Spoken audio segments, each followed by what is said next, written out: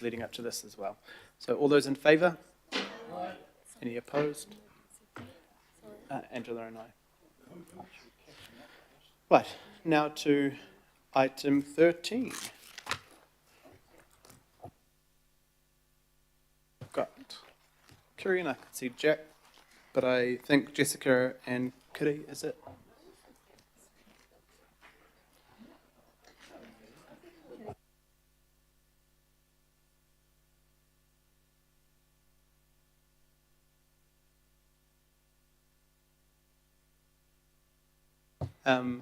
So I'll just get you all to introduce yourselves. And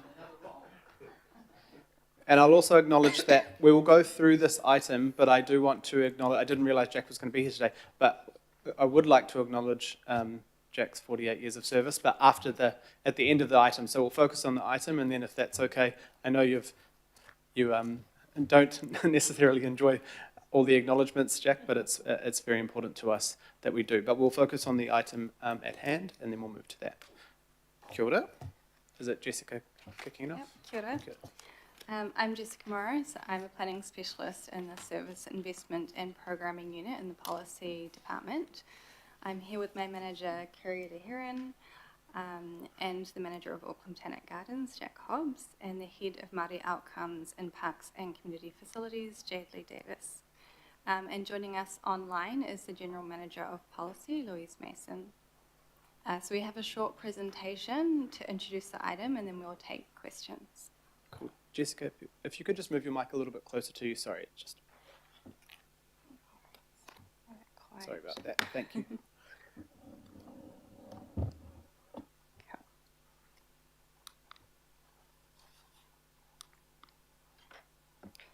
So we're seeking the approval of the approach for developing a master plan that will guide the future use of 120 Hill Road. This includes the scope, methodology and engagement approach. Agreeing a process for the master plan will ensure that we have the political mandate to continue with the existing direction. As the master plan costs are met through existing budgets, we are not seeking any financial decisions at this time. In September 2023, the governing body approved the purchase of 120 Hill Road to be part of the Auckland Botanic Gardens. As the purchase was funded through debt, development was initially unfunded. Future development costs will need to be considered as part of an investment case informed by an additional master plan.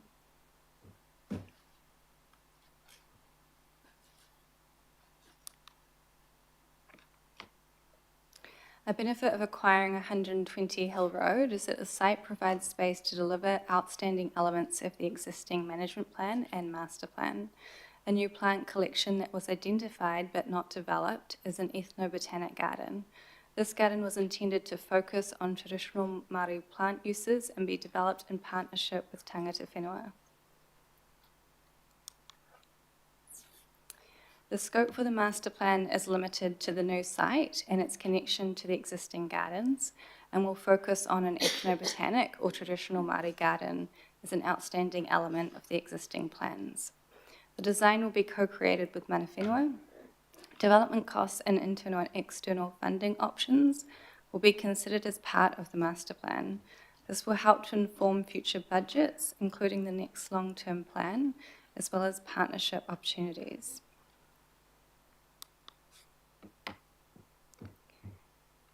Developing the master plan will consist of 3 phases. The planning phase has been underway for several months. The decision for the committee at this phase is to approve the master plan approach. The research phase involves drafting the vision and a framework of values, principles and outcomes to guide the design for the master plan. Staff will seek the committee's views on the design framework. The design phase involves producing the draft master plan, seeking public feedback on the draft, and finalising the master plan after considering this feedback. This phase requires 2 decisions: to approve the draft master plan for public consultation and to approve the final master plan. For the engagement approach, we are proposing that the design for the Māori garden is co-created with mana whenua. During hui in December 2024 and February 2025, 6 iwi expressed their interest in being involved in the project. Mana whenua are supportive of the master plan process and engagement approach. The Manurewa Local Board also supports the development of an ethnobotanic garden, and they want to ensure that it is co-created with mana whenua. The public will have the opportunity to provide feedback on the draft master plan through a consultation process. A detailed plan for this will be developed during the design phase.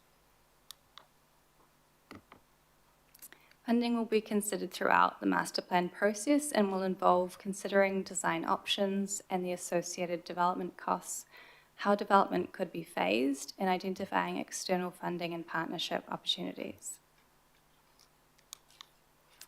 Thank you. It is the end of the presentation and we're happy to take questions. Thank you. Thank you for this. Very, very exciting. Councillor Dalton, you have a question? Thank you very much, Chair, and I'd like to move the item. Thank you for all the work that you've done on this so far, and going to be very exciting moving forward. Great that the Manurewa Local Board has been involved. It's a regional asset. I'm just wondering if any of the other local boards will also have a presentation, perhaps specifically in the south, but not necessarily limited to the south. Thank you. Yeah, thank you for your question. Yes, we are supportive of opening up local board input at the design phase so that all local boards can input into the draft master plan. Thank you, Jessica. Yes, and to clarify, Councillor Dalton and I, and I hope this is okay, and I'm sure it is with you, Councillor Fletcher, as the seconder, just as a chair's rec had, Manurewa Local Board, obviously, in the 4, and then 5 were just opportunity for all local boards to provide feedback into the draft master plan as well. So obviously, Manurewa as a partner being within the board area, but as a regional asset. Is that fine for you? Okay, cool. Thank you. Councillor Walker. Are there other gardens like this in New Zealand? That's ethnobotanical gardens? Māori based? There's one that is along the lines of what we are proposing. It's at Hamilton Gardens. Right. It's called Te Parapara. It's very small. Sure. And So it's a good model. We've looked at it, but right. we're proposing something more comprehensive. So my follow-on question is there the possibility of any national funding, given that this would be a garden of national significance?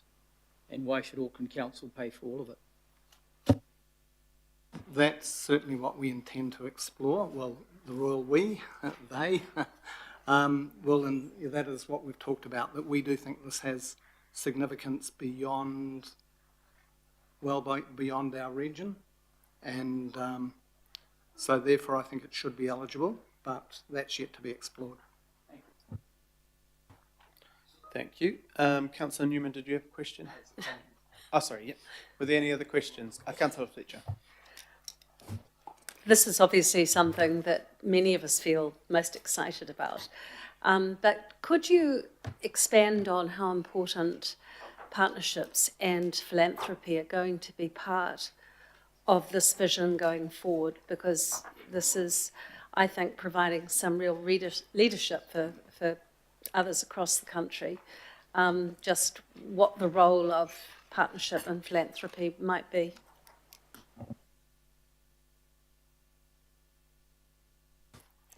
Thank you for the question. I think we're beginning the process, and the initial philanthropy that we've seen is the generosity of the Friends of the Gardens to contribute to the master plan cost. So that's fantastic, and they will continue to be involved in the project. I think you raise a question we need to explore funding partners and partners for initiatives that fall out of the master plan, and our eyes and ears are open to that through the process. Thank you all. Thank you. Were there any other questions? No? Perfect. Oh, sorry. Mayor Brown. Yeah, I'm broadly in favour of what you're doing, of course, but are there any exotic plants of perception within the area that are going to be heaved out as a result of this? There were a few trees and weeds that we have removed. None of them were desirable. All were pest plants or unsafe. So, no, there's not. What is remaining on the piece of land actually is just a few native trees. All the wattles, the privets, the etc.s have gone, and so has the weeds that were growing beneath them. All right, you leave a bit of gorse there so we can all feel good about it. That's all right. Okay. Councillor Turner, do you have a question? Please. Are the sheep gone? Are the sheep staying? Oh, that's the plat. Sorry. That's not this land. Oh, sorry. Which one? We're talking about this is at the Botanic Gardens, the piece Oh, of land. sorry. we I've purchased. been Nope. way out because of the little book I've been reading. Sorry. The Upper Harbour land. The sheep went from the Botanic Gardens 40 years ago. And they're not coming back, are they? Cool. And so, Councillor Lee, did you have a question? Yes, sorry. Yeah. Good afternoon, Mr. Hobbs and colleagues. In terms of the ethnobotany proposal, are you considering the introduction of the paper mulberry plant, which was a very, very rare tree in old New Zealand, but certainly highly valued because tapa could be made from it. Obviously, because of the climate, the plant didn't thrive, but there is a record of that particular plant in the 19th century in the Auckland region and along the Whorikawa coast. I just wondered whether these trees are a possible candidate. Very much so. They're on our list of species we wish to introduce, and in fact, we encountered them at Otuatawa a fortnight ago when we visited and met with the Makaro people. So they have plants of it there. And it is a very important plant, definitely one that we would want. Just another follow-up. In terms of taro, obviously there are a lot of more recently introduced taro varieties, similar to as there are kumara, but have you taro plants, genuine taro plants that were pre-European taro plants in New Zealand? Yes, we collected some years ago from various different places. In fact, most of what we obtained was from an archaeologist, Ian Lawler. So we thought we had about 10 or 12 different taro. We had them DNA tested, they were all identical. So, Thank you. But we definitely have the traditional pre-European taro. In the 1980s, I recovered some taro from a raupo swamp on a former farm on Waiheke Island, and I'm pretty well certain that it's genuine taro from Hawaii, but I'm not too sure whether there was some research done on this in the 80s actually, but I'd be interested to see if your people could identify it and confirm its identity.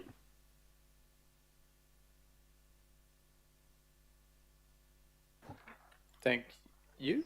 I think that is all, and we will awkwardly get you to step back, and then I'll ask Jack to come up afterwards, but we'll debate this item, and then if you don't mind, Jack, we'll ask you to come back. But thank you all for the huge amount of work on this and the huge amount of work that is going to happen going forward. So we've got speakers first, Councillor Newman. Oh, look, I just wanted to express to Jessica Morris and to Kerry Lahiran my thanks for the good report and for the work that's taken place to date. The site is not containing anything special at the moment, Your Worship, but there does need to be some work on it. Firstly, to just not let it go backwards, and secondly, obviously, we'll need to move forward with the development of it through the 10-year plan process. Jack has been a very good steward of the gardens for a long time. My understanding is that the most likely thing that will probably have to happen for access will have to be some space created through the existing nursery and trying to squeeze up the room within that nursery, and I hope that he can use space with nursery facilities elsewhere that are a little less expensive, so that we can have good walkable access to the new area once once the master plan is developed and the funding can be approved. Mr. Chair, it is worth acknowledging and the very gracious negotiation that the Nathan family entered into with the council, and I think that is a tribute to them, and the opportunity around the development of the master plan. I'm hoping that there will be an opportunity for the Nathan family too to be consulted throughout, because this is part of their legacy, and I think it's incumbent on the council to ensure that the Nathan family are included. Your Worship, I think this is part of your legacy, frankly. We've had some difficult budget debates previously, but because of those, it meant that we could proceed with this acquisition. I hope that we'll be able to, for you or maybe for Mayor Leone or whoever's in the chair in the next term, we'll be able to support through the 10-year plan process that we can get the funding locked in as soon as possible to be able to proceed with the development of the site, because it does need to be developed, because you can lock it up for a long time, but it's one of the most prominent locations in that part of Manarewa. So I just wanted to reflect that. But I trust that, and finally to Jack, I'm not quite sure what you're going to say, Mr. Chair, but I know it's Jack's retirement very soon, and I just wanted to thank him for his many decades of service to the people of Auckland through both the Auckland Botanic Gardens and other locations where he has provided excellent stewardship. Thank you. Thank you, Councillor. Councillor Fletcher. Oh, kia ora, and thank you. In recognising this, I was also going to recognise the Mayor, because without him, we would not be even looking at the opportunities that we have now, which are really going to be visionary for the whole of New Zealand. Over the last week, we've had polyfests and we've had culture fests and we've had celebrations of many a thing. And it just reinforced to me, when we're talking about biculturalism, when we're talking about multiculturalism, the importance of it being expressed, not just in an academic sense, but in everything we're doing, including our gardens. And we haven't done that in the past. And therefore, this ethnobotanic garden is going to be one that we can really feel proud of as all residents of Tamaki Makaurau. So I'm tremendously excited about it.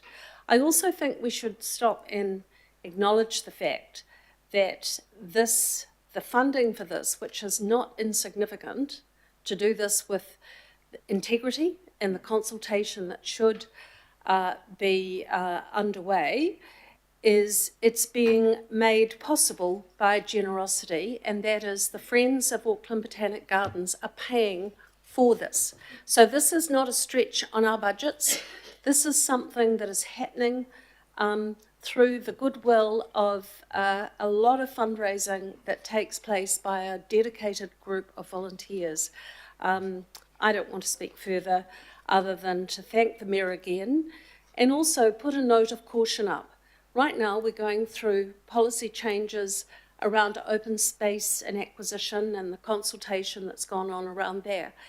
If we were to put in place that policy, it would have probably prohibited the acquisition of this land. And occasionally in life, good things pop up and you've got to be sufficiently nimble to be able to take advantage of them. And to that end, the Mayor made that possible. I really want to commend him for that, because in later years, people will look back and say, well, of course that was always going to happen. things don't always happen, and sometimes it takes good people to step up and actually make them happen. But also, when we're putting in place policy, let's be really mindful of what we are trying to achieve and leave sufficient scope within it that we can take advantage of these opportunities as they crop up. But I'm just delighted with the outcome. I would like to go out on Friday morning as your representative to the Friends of the Botanic Gardens and thank them sincerely for what is, I'm hoping, going to be unanimous support for this master planning approach. Thank you.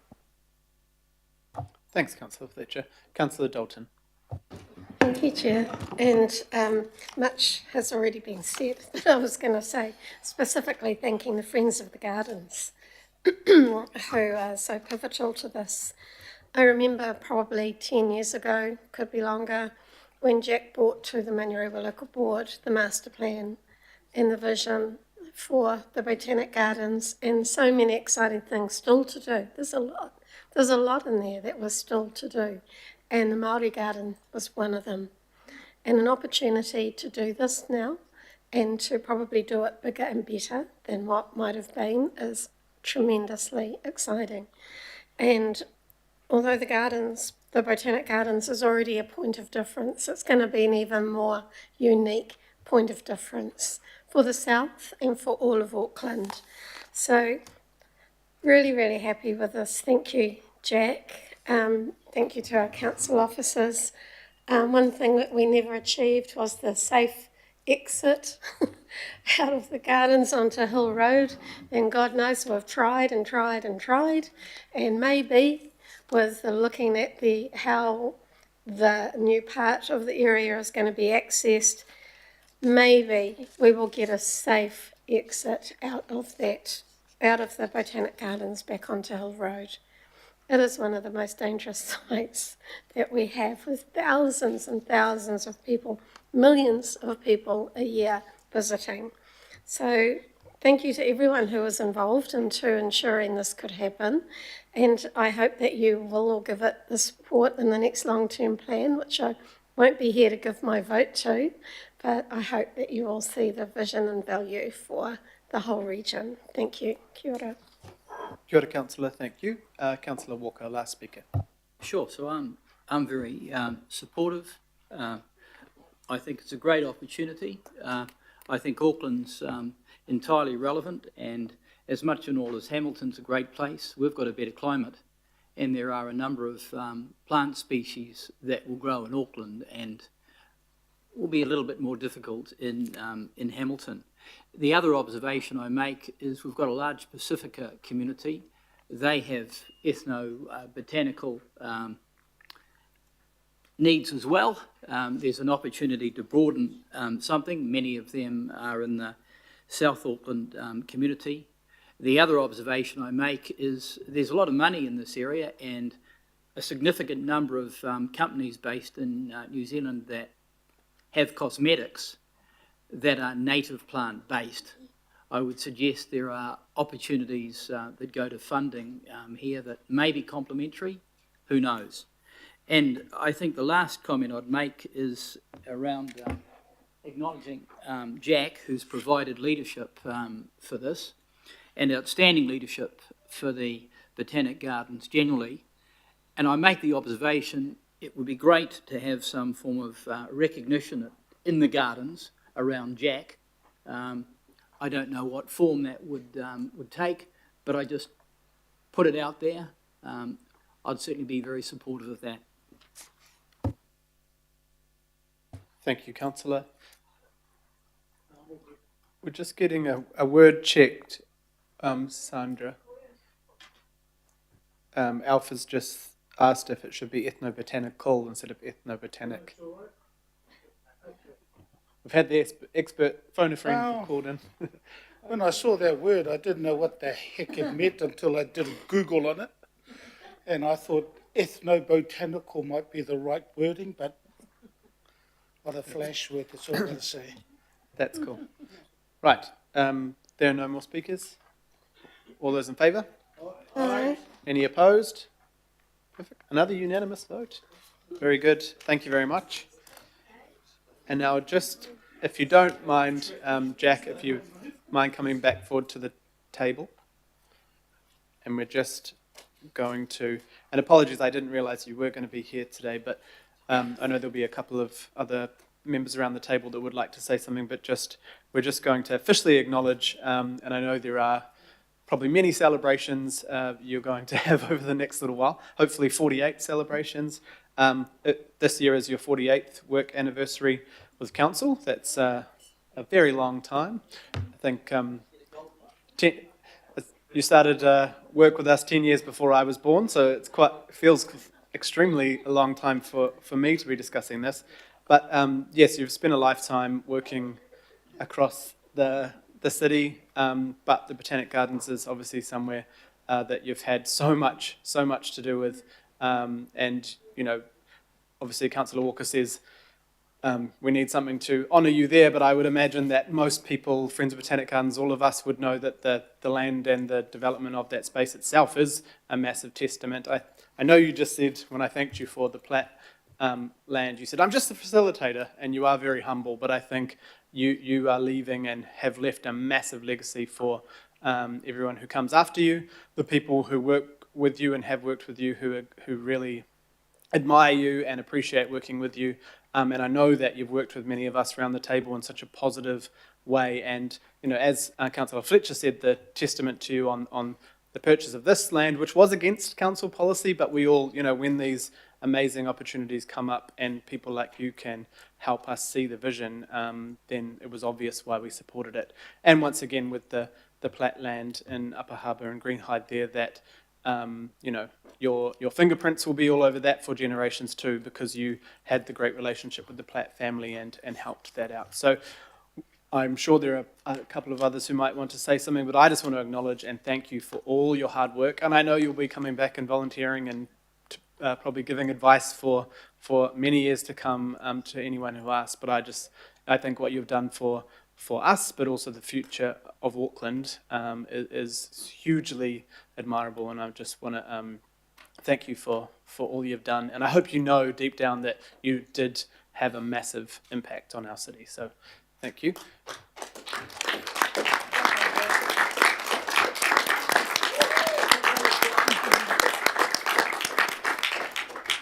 I will break standing orders and ask if anyone else would like to say something, but I'm sure it's up to... Cool.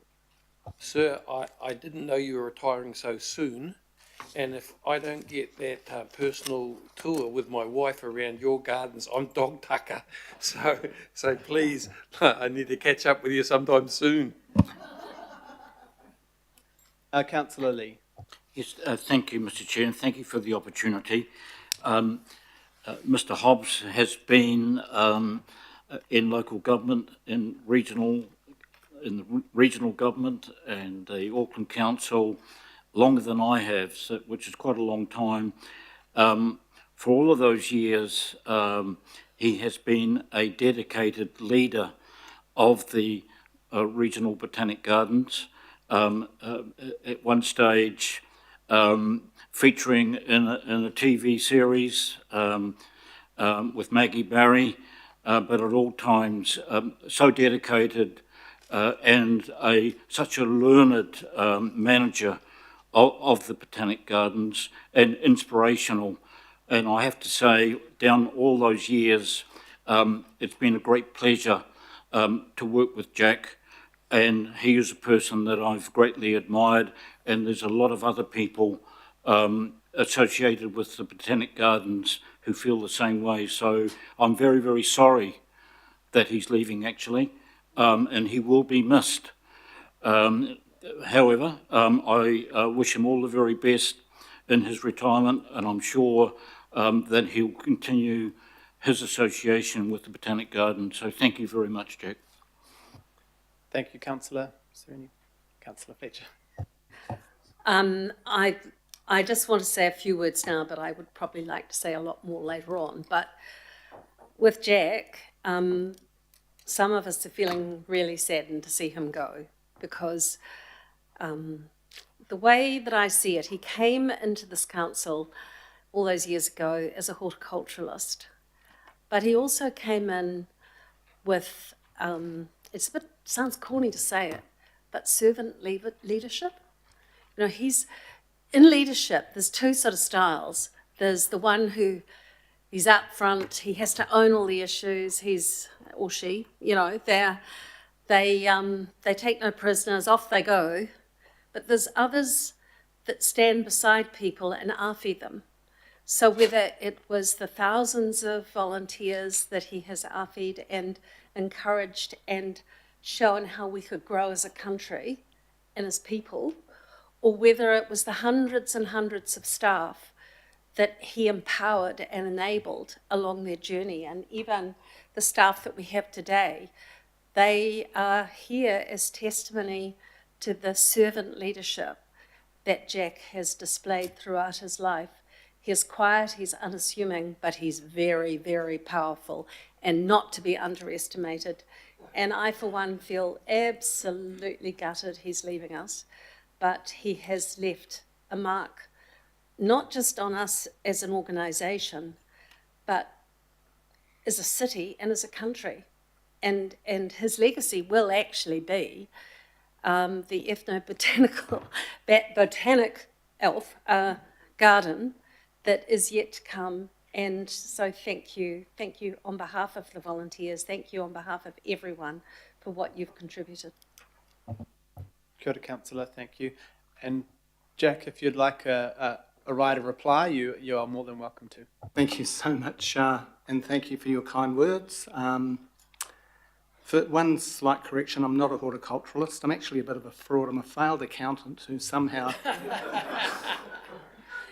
wandered into the... Right, well, so, but I've learned a bit about plants over the years. I discovered that I loved them. I knew that. I grew up in a family that loved gardening and loved plants, but I never thought of it as a career. It was a lucky accident walking into the Botanic Gardens all those years ago. I'd never even applied for a job there, but I loved it from day one. I have been very fortunate to spend time with so many amazing people. And councillors and politicians, I mean, you know, the courage, I would hate your job, what you do.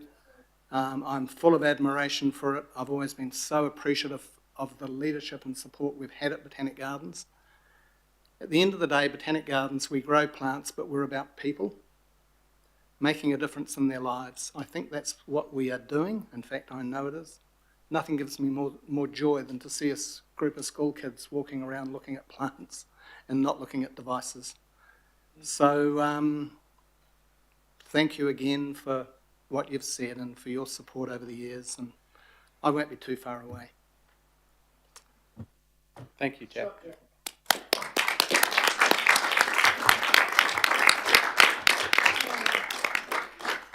Cool, thank you. I'll just maybe adjourn for a 5-minute break, stretch the legs, say hello to Jack and have a cup of tea, and we'll be back for item 14.